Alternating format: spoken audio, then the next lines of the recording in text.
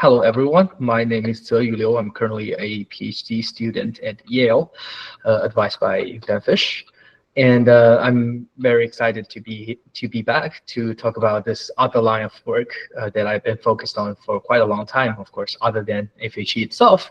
And this line of work is called Oblivious Message Retrieval. And for today's talk, most of the works covered today will be are done jointly by me and my wonderful collaborators, Katerina Sotiarki, Eran Chomer, and Yun Hao Wang. There's one work I'd like to mention in some detail done by another group of researchers, since I believe that this is also very interesting work showing how FHE can be used to make OMR, Oblivious Message Retrieval, practical. But I'm getting ahead of myself. So first, I would like to say that I'm actually very excited to talk about this work, talk about this line of research shared with the FHE community. And the reason is that I think this quite new crypto primitive is actually an extremely suitable example application for FHE. So please bear with me. This slide may take a few minutes, because I would like to first discuss why I think this is the case, in my opinion. Okay, why? So first, I think it has sort of like an ideal circuit complexity. What do I mean by that? It's not too simple. So what do I mean by that is that for some applications, of course, you can always use FHE because FHE is powerful. You can use it to realize a lot of things. But the circuits used in those examples can be maybe replaced by another more shallow circuit. Like it only requires 1 or even 0 number of multiplication. Like an example is private information retrieval. As you may know, private information retrieval, PIR, is implied by FHE. You can always use FHE to realize PIR. And in fact, there are indeed a lot of great works building PIR from FHE, some of which are still like among the state-of-the-art constructions today. However, there are also some other like competing constructions that only needs like 1 or 2 levels of multiplications, you can. Of course, it has some kind of trade-offs. It has some disadvantages compared to the FHE-based schemes, but it also has some advantages compared to them. So this means like while PR is also a great application of FHE, in some cases FHE might not be needed. So at least we can say that FHE is not exactly unreplaceable for PR. However, for the case of OMR, FHE is sort of unreplaceable. At least up until now, we only know how to build OMR from FHE. We don't know how to build it from a weaker primitive. So I think OMR is actually a great example showing how powerful FHE can be. And because one reason because the circuit is not too simple, right? And it is not too heavy either. It does not require like hundreds of levels or thousands of levels of multiplications, nor it requires like terabytes of data. I believe all of you have all seen a lot of amazing constructions from FHE, but they may require some like hundreds of thousands of levels of multiplications. Well, unfortunately for today, for applications with such huge scale, the constructions are more or less like feasibility results. So they have somewhat limited practicality. And OMR doesn't require this huge scale. So I think it's from this perspective, it's also very suitable. Okay?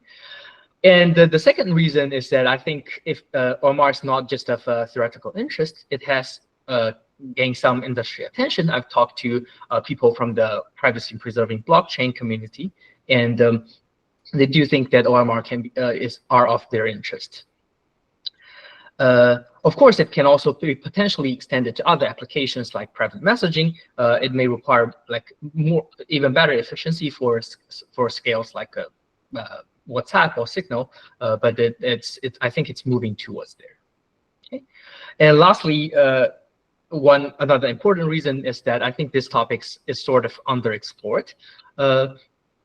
There's the main line of work for OMR are based on BGP BFE, and I know there's one interesting work based on TFHE, but these are more or less limited. I think there are a lot of other possible FHE techniques can be applied to make OMR more practical, more efficient, and this is just not yet done today. So hopefully all these reasons can convince you that OMR is indeed a great application for FHE. And the focus of today's talk will be describing the problem itself, not the solution. Of course, I will still introduce some solution, like a generic solution. I'll also introduce what techniques have already been used and what's the performance like today. But I will not dive into too much technical details. So I will introduce the OMR problem itself. I will introduce its variant called Group OMR, and I will also discuss some extended security notions, which open some new opens new problems that I think might be of interest to the FHE community in general. Okay, so with that said, I think we can officially dive into the problem. I hope that have piqued your interest. So let's do it. So first, OMR. What's OMR? The motivation of OMR first comes from anonymous message delivery system. There's a sender who wants to send a message, send a payload like a text message or coin transfer to this recipient in a sort of privacy-preserving way, which means that the sender doesn't want anyone else to know who the recipient is. So what the sender can do is the sender can basically just encrypt the payload, put it on the bulletin board, and you can view this bulletin board as a public ledger in applications like privacy-preserving blockchains such as Zcash or Monero, or you can view it as a central database held by some company in private messaging apps like WhatsApp or Signal. And then the recipient will try to find the payloads addressed to them. There have been work studying about bulletin board privacy, sender privacy. The question we try to ask in OMR is what about recipient privacy? How to receive, how the recipient can receive the pertinent messages, which means the messages are addressed to them without leaking their identity or metadata. So the recipient can the naive solution is that the recipient can just download the whole bulletin board and then locally scan, trial decrypts all the messages, but this can, of course, be too expensive in terms of bandwidth and computation for light clients. In OMR, we want to outsource this job to a untrusted third party called a detector. This, I believe, should sound very familiar because outsourcing computation is a very important application of FHE in general. So we want to outsource this job to a detector. Okay? This is the goal of OMR. And before we discuss the FHE-based solutions, let me talk a bit about related work.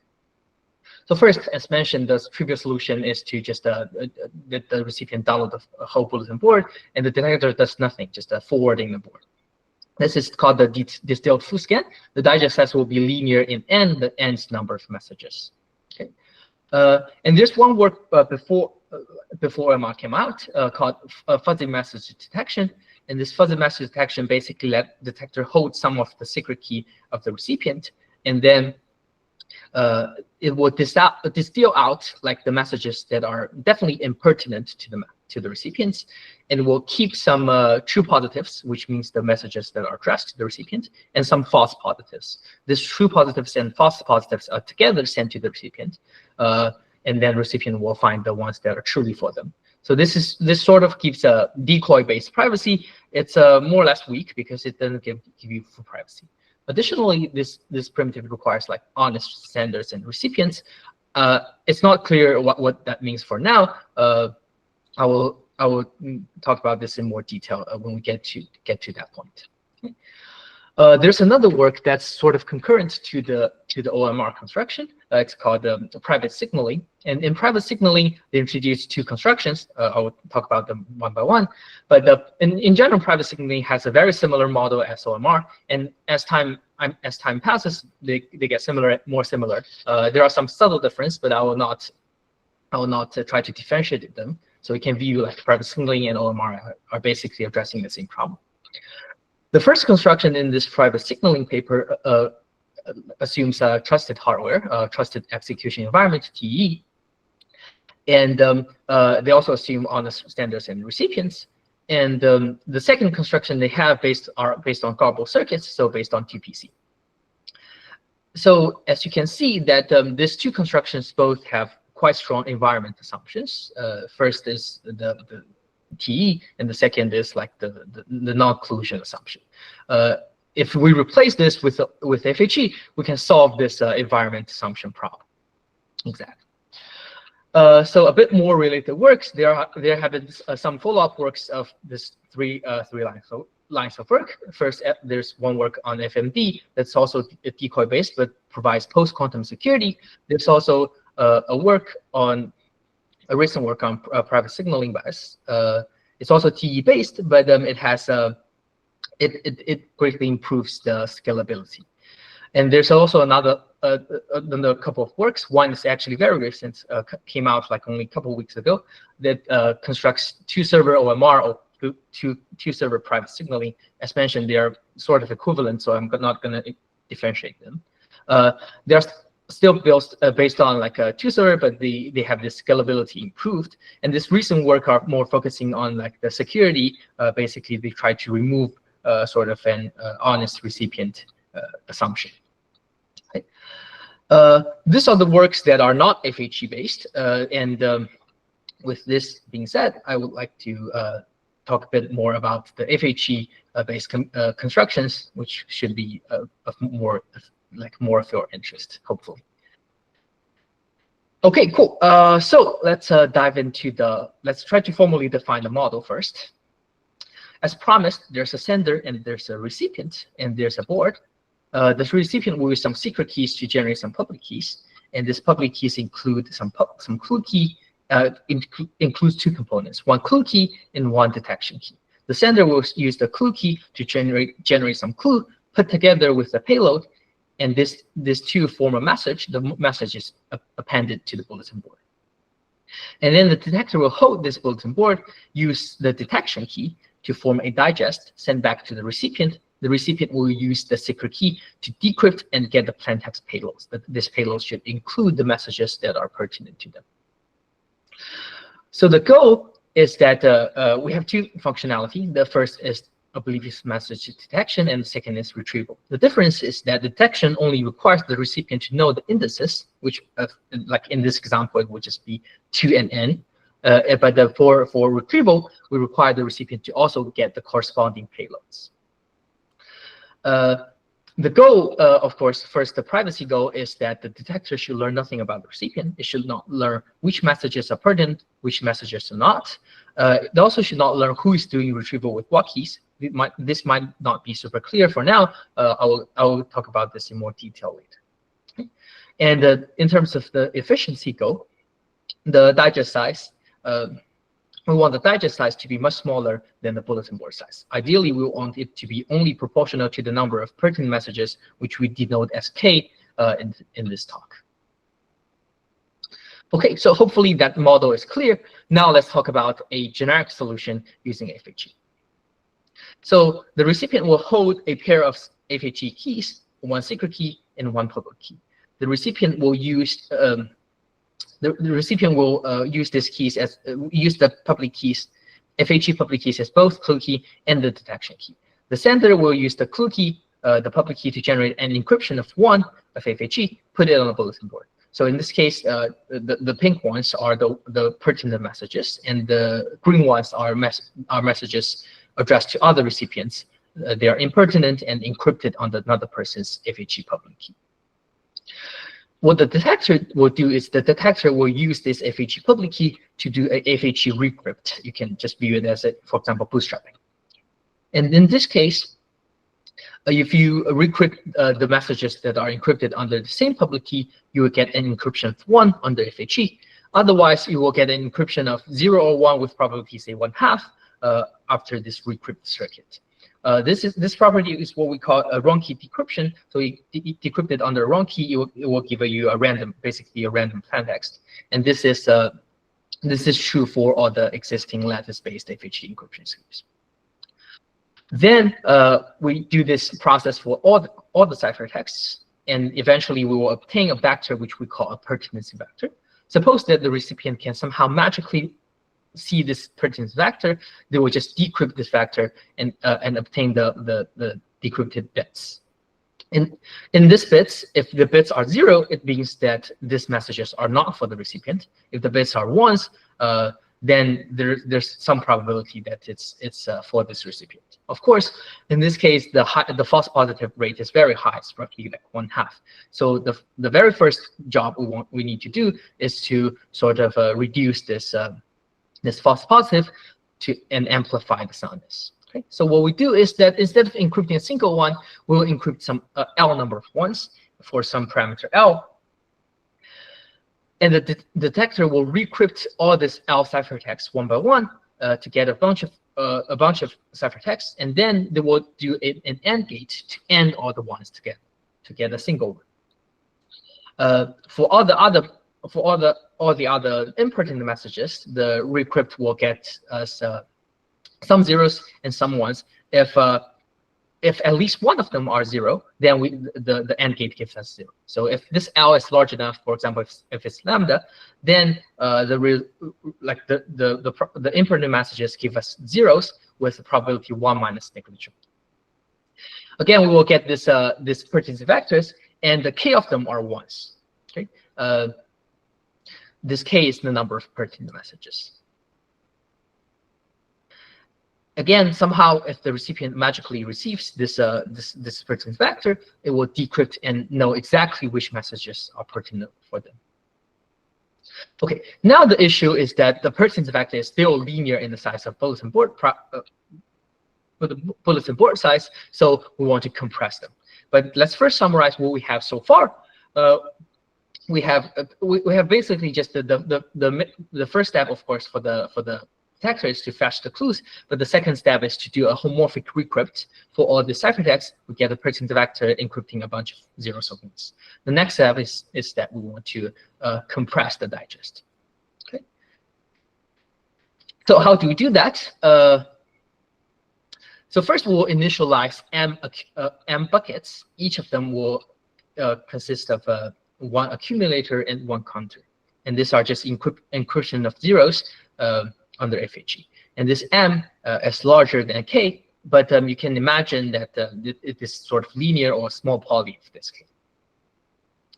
Then what the detector will do is that the detector will multiply the indices with this pertinence vector accordingly. So we get a bunch of FHE ciphertext encrypting either 0 for impertinent messages, or encrypting like encrypting the indices for the pertinent messages. The next step is that we will do a random mapping. For example, the first message is a map to the last bucket. The second message is mapped to the first bucket.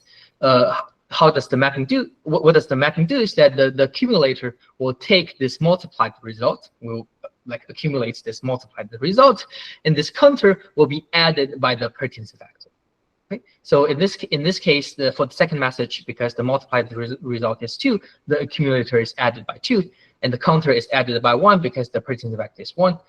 For the second message, it will be assigned, for example, to the second bucket. The accumulator is increased by 3, and the counter is increased by 1. The fourth message is accumulated to the third bucket, but it doesn't change anything because the multiplied result is 0 and PV is 0 as well. Etc. will process all these n messages, and all of them doesn't contribute anything because they are all zeros. Again, all this processing are done under FHE, so detector will see nothing.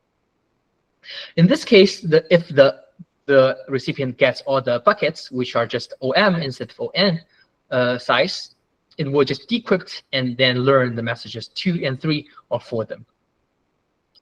Of course, you may observe that there can be a collision. For example, both message 2 and message 3 are colliding into the first bucket.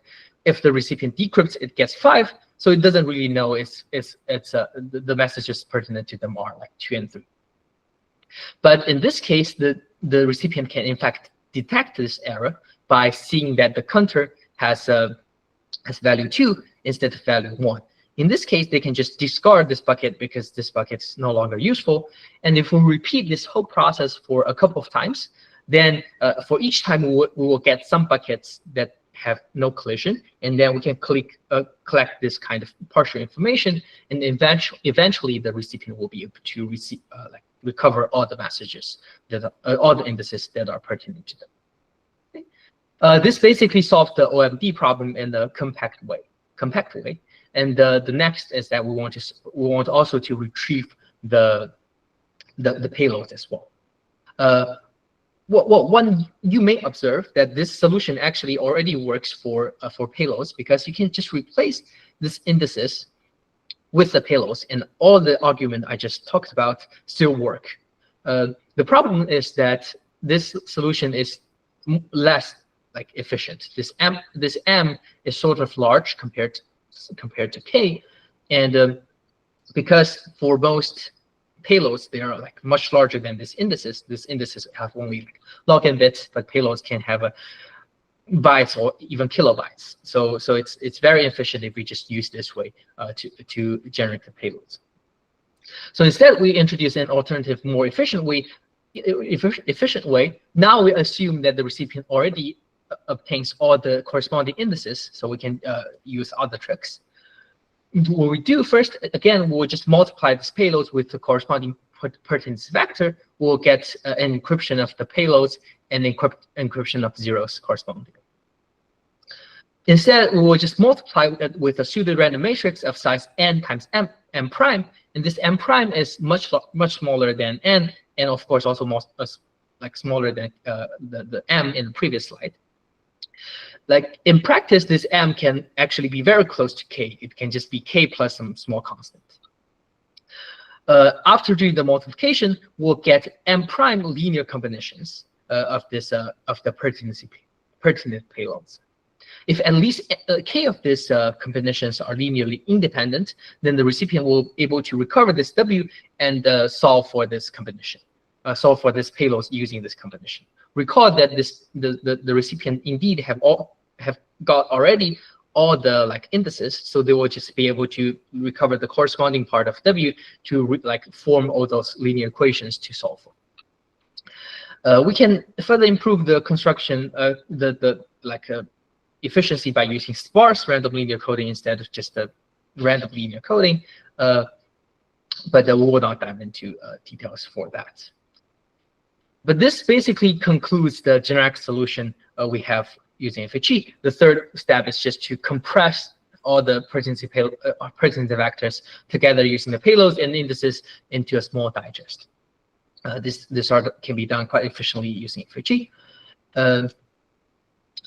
And privacy, because everything is operated under FHE, the CPS security of FHE, and also the key privacy of FHE, which means the ciphertexts on the different keys are indistinguishable. These two together guarantees that no one learns who which messages are pertinent to the recipients. And also this wrong key decryption, as I just mentioned, decryption on the wrong keys keep random outputs. This guarantees the soundness, the false positive rate being very low. So far we have achieved a generic FHE-based OMD and OMR, and they are asymptotically efficient. The communication cost is sublinear in n. It actually is basically quasi-linear in k, the number of pertinent messages. The computation is also quasi-linear in n, which is almost the best we can hope for, because the detector obviously needs to touch all the messages. However, it's not really practical, because if you just naively instantiate this construction with a generic FHE scheme, like if you use TFHE, if you instantiate everything using AND gates, it will take milliseconds for each AND gate to construct, and 1 ciphertext can take you kilobytes. So it will be very, very efficient. So the next step, of course, is to try to make this practical. I will not introduce the techniques we make this practical in that much detail. I will only in detail describe one technique, and I will briefly mention some other techniques. But I do believe that so I believe all of you have quite some experience with FHE itself, so you probably already have some ideas how to make this construction efficient, and it might be even better than the existing constructions. I highly encourage you to think about that. It will be a very great result, I think. Okay, so I will briefly talk about the techniques to make some optimizations. The first is that, well, actually one of the main bottleneck is, of course, the bootstrapping.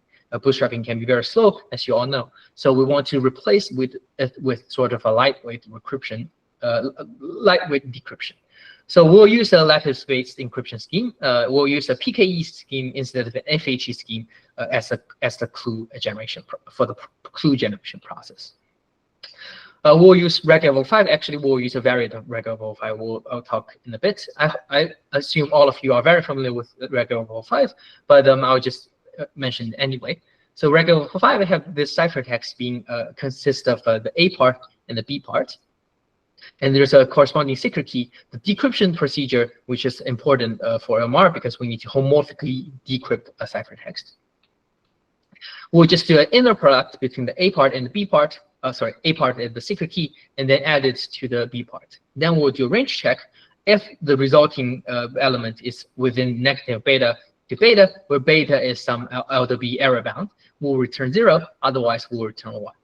And the variant is PBW07. They basically encrypt L bits at the same time using else independent secret keys. And the decryption is almost identical. We just do the inner product like individually for each secret key. And we also do the addition and the range check individually. We'll then get a bunch of bits. And this is the PK scheme that we'll be using, and the corresponding FH scheme that we'll be using is the BFE, or one can alternatively using BGB. We used it because it supports packaging the operation, so it amortized. In an amortized sense, it's very efficient. And BFE ciphertext has this following form. You can evaluate ZT elements for some prime T. In a single ciphertext, the single ciphertext will pack a lot of ZT elements at the same time. And then we will be able to just do a homomorphic decryption on the BFE, first computing the inner product between the A and S, then we'll add this B part. This step is very fast because it's a linear operation. Then we will do the range check. The range check is more computationally heavy because we need to basically interpolate a polynomial to evaluate this range check. But anyway, we will be able to do that, and we will get an encryption of bits under BFE ciphertext. So by replacing this bootstrapping with this lightweight decryption, we actually already get a quite efficient construction, because all the following steps, the encoding using the homomorphic encoding, like assigning buckets or multiplying with a pseudo-random matrix, this can actually be done very efficiently under BFE. Okay. There are some additional optimizations proposed in both the first work and also some follow-up works. I will just briefly mention them. I would not talk about the details.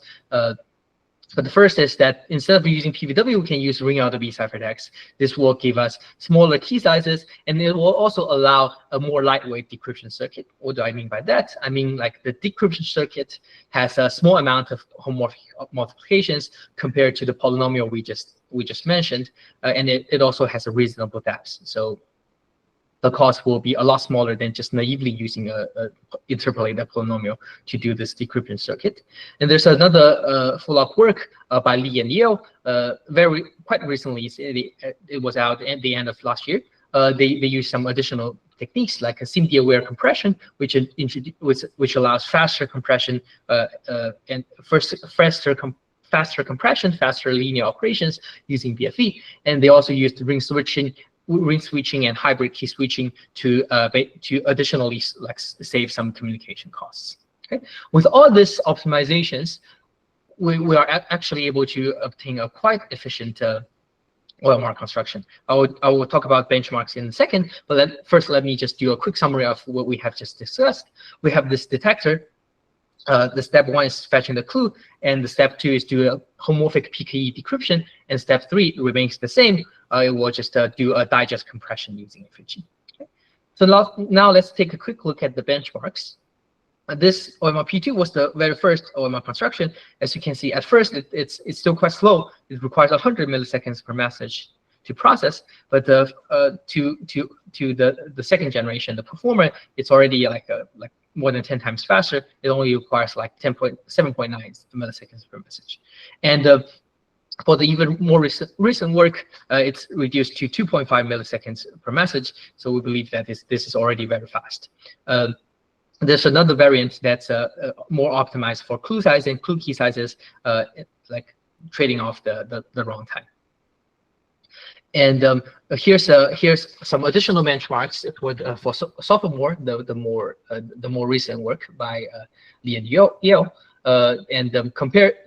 As you can see, like now after their optimization, the runtime for compression and the range check, the polynomial, and also the linear operations that are done at the beginning are roughly taking the same amount of time for retrieval. So, like basically any improvement on these three components can give you moderate speed up. They also benchmark OMD, and it's even faster, like only getting the indices instead of the payloads as well. Okay. So let's take a look at some like real world aspects. So for concrete cost, if you're just using GCP as your detector, it only costs you like roughly 10 cents, 13 cents per million message scanned. This means that for a Zcash, the cost is like less than 1 cent per month. And for Monero, it's only like 21 cents per month. And this cost is estimated using the numbers in by combining the numbers in the LT22, the first work, and the LY24, the sophomore, the like most recent work. The payload size this benchmark gives is with 612 bytes, because this is payload size used for Zcash, the privacy presuming blockchain. There are also some other considerations which we will not talk talking to details, but just here for reference. Okay, that is basically the generic solution for OMR. I want to talk a bit about some extended security notions that I think can be of interest as well. So first is the denial of service attack. So first, if an attacker wants to spam some recipient, it can do this very easily. It can just generate a bunch of garbage messages honestly using their clue keys, and this detector will just forward this message to the recipient. So the recipient will get a bunch of garbages. But the problem is that it can actually get even worse. The adversary can somehow maliciously craft a clue such that all the detector thinks this message is for their recipients. So like all of this recipient will get the corresponding payloads, and this can be quite troublesome because this will make the attack very cheap. For example, in the like privacy preserving blockchains, if you send a transaction, it takes some transaction fee. So if you want to spam a recipient, it's actually very hard because it's costly. But if now you can spam a bunch of recipients at the same time, the attack becomes a lot cheaper. And private works like FMP and private signaling are both vulnerable to this kind of attack. And we want to show that OMR is not, at least our lattice-based constructions are not. And in the first work, we proposed the snake eye conjecture. Basically, it says that the decryption for any ciphertext, if you decrypt it under like a honestly generated like Reg5 secret key, you will not get once at the same time. Okay, so if you generate two public keys, and the malicious attacker will generate some non-trivial ciphertext. This non-trivial means that the A part cannot be all zeros, and then you decrypt it under two secret keys, you will not get A at the same time. Of course, this is trivially possible with probability 2 beta plus 1 over T, where T is the ciphertext modulus and beta is the error bound. And if you amplify it, if you have L independent ciphertext, the probability is 2 beta plus 1 to L over T, so it will become negligible very fast. But the problem is, how about more? Well, the conjecture we had in the first paper is that it's basically impossible to do that, to have non-negligible advantage over this. This is not directly implied by standard notions like semantic security or key privacy, and some PKE schemes are indeed trivially snake eye resistant, for example, like algorithm, because they're basically their decryption circuit is sort of like key injective. One key maps to one plain text. Then in the more recent work we had, we proved that this is indeed true, that the PVW is snake eye resistance. snake eye resistant. Why we call this snake eye resistant? Because if you basically in a dice game, if you throw the dice and get 2 ones, you will get you call this a snake eye. So we want it to be snake eye resistant. So so it's called snake eye resistant property. Okay. Okay, what we prove in this work is not exactly this tight bound, but it's close enough, so it doesn't really matter for the application of OMR. Quickly summarizing the results we have in this paper, we first proved that this is indeed snake eye resistance. So the OMR is in the OMR construction based on snake eye RIC 05 is resistant. It's DOS resistant. It's basically immune to the amplified DOS attack I just mentioned. And we also showed that more recent works, Performer and Sophomore, are actually vulnerable to DOS attacks. And then we built a new lattice-based LDB-based construction, which we call lemongrass. And this lemongrass can make the OMR about 12x faster than using PVW or REC 05. Because the decryption circuit on the FHE can be made more efficient. Okay. It also gives like 30x smaller public key size compared to the REC 05 and PVW. One open question, however, is the ring LDB-based construction, which can further reduce the public key size and potentially also the clue size. But this is still open. We don't know how to do that yet. So as mentioned, this yields a new OMR construction. This construction is almost as fast as Performer or Sophomore. It's about 20% or 30% slower, but this is we believe this overhead is quite small. We also showed that you can build an efficient, robust encryption from snake eye resistant PKE. This is sort of irrelevant to FHE, but I think it's still interesting for those who are familiar with the robust encryption. Okay, this can be this way we introduce is sort of a black box construction, but if we are opening the construction itself, we can even build more efficient, robust encryption from lemongrass itself.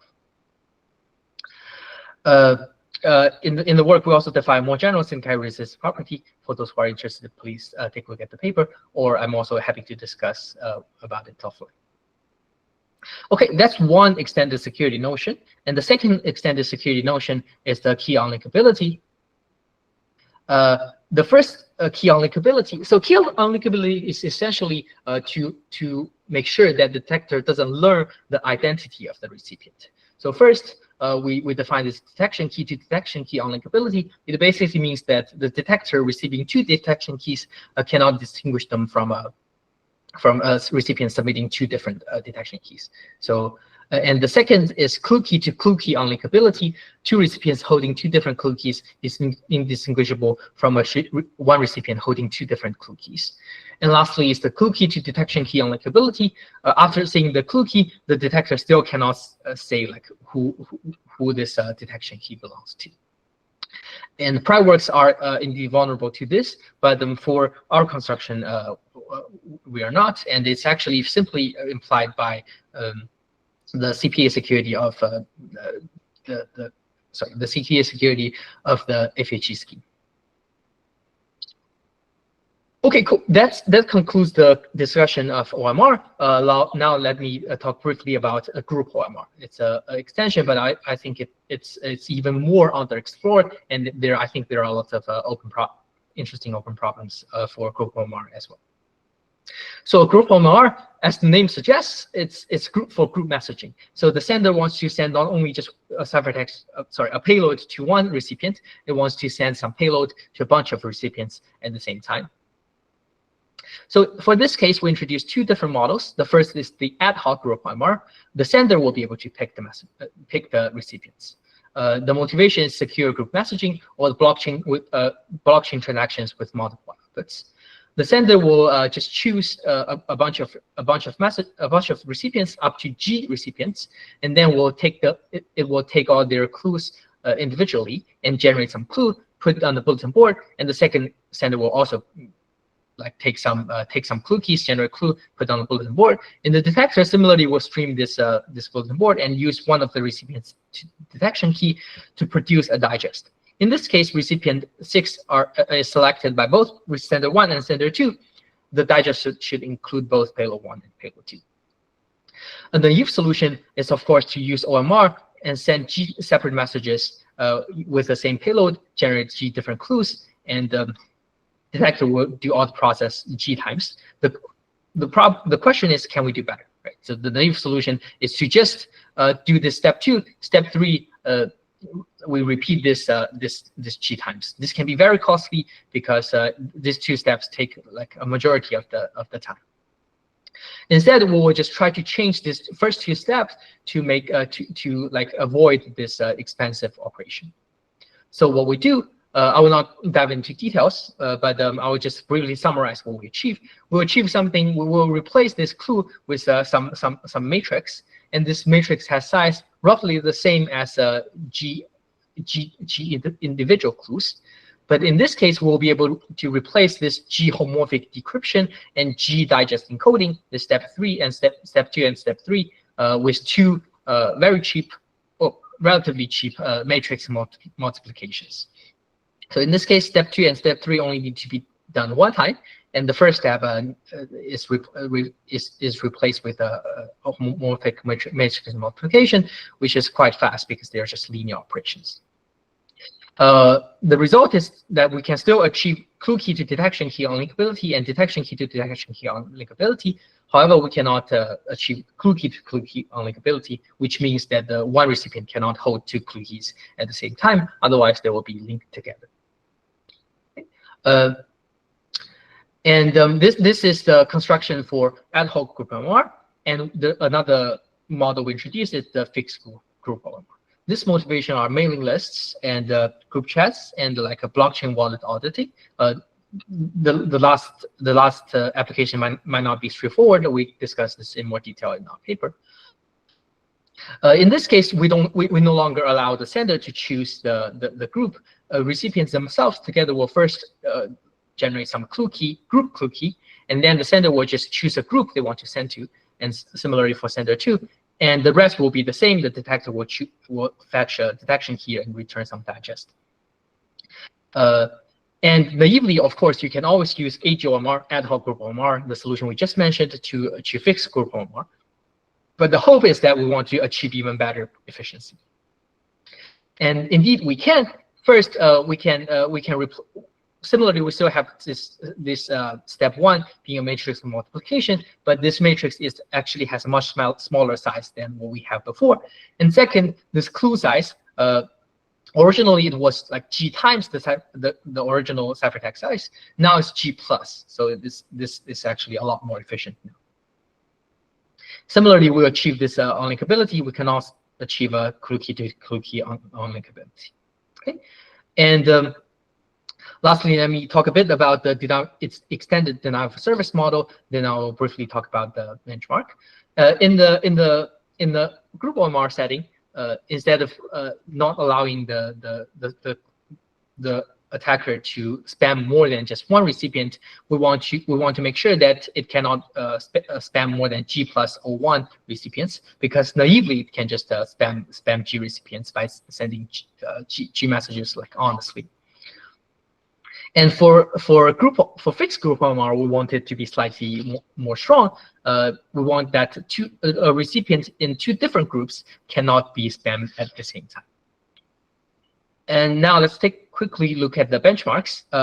This yellow line was the first OMR construction, and these 2 lines are the group OMR construction. As you can see, compared to the original OMR, the runtime of group OMR almost didn't scale with the number of recipients. If you zoom in, for the ad hoc one, it still grows. It actually grows relatively fast compared to the fixed one. Fixed one really doesn't change much for a reasonable number of group members. Okay, and that's actually pretty much it for today's talk. I want to highlight some open problems that I think can be very interesting. First, of course, is we want to design better FHE circuits for OMR. Like, are there any other possible FHE techniques to improve detector runtime? Are there other techniques we can reduce the size of the clue, size of the clue key, size of the detection key? And also, are there more efficient group OMR constructions? of course, I haven't discussed how we construct OMR, a group OMR, but we believe there are still a lot of space for improvement.